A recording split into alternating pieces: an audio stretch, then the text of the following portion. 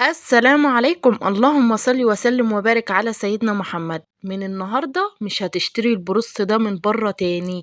هي المحلات احسن مننا في ايه؟ يعني لما نجيب فرخه حلوه كده ونمسكها نقطعها ونعملها بفراخ بروست، واحلى والذ وانضف من بره كمان.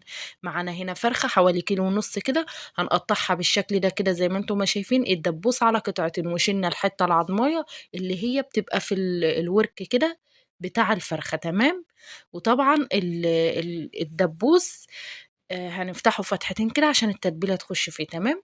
النُص الفرخة اللي قدّام ده بقى هنخليه من العضم. تمام. وهنقطّعه قطع كده صغيّرة زي ما أنتم ما شايفين، مش صغيّرة أوي، وسط يعني. تمام. والأجنحة دي برضه قطّعناها لوحدها. تمام. معانا هنا بصلتين مفرومين وقرن فلفل هنصفيهم كويس جدا. ممكن تستبدلي مية البصل دي بمية عادية. تمام. بس انا عشان تدي طعم احلى وتدي ايه حاجة كده حلوة يعني. تمام.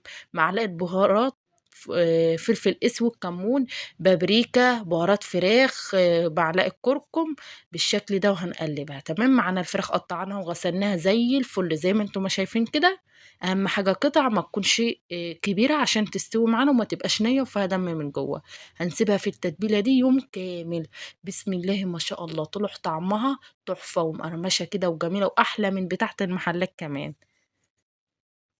اهو زي ما انتم ما شايفين، السر بقى كله في الخطوه اللي جايه دي. معانا معلقه كوبايه ونص دقيق، معلقتين نشا من الكبار، معلقه بهارات كده او معلقتين، وبصوا ربع معلقه صغيره بيكنج باودر. تمام.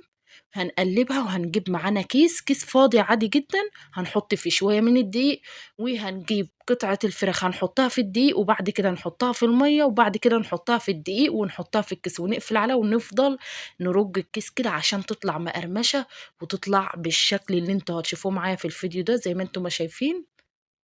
بسم الله ما شاء الله، طلعت تحفة. عملتها في البيت ما كانوش مصدقين ان انا اللي كنت عاملاها. تمام. بسم الله ما شاء الله، طلعت معانا واخدة الشكل اللي احنا بنجيبه من المحلات ومن بره. معانا زيت، اهم حاجة الزيت يكون كتير كده في الطاسة عشان الفراخ تطلع مستوية معايا وتطلع لون واحد وتطلع حلوة كده ومقرمشة. تمام.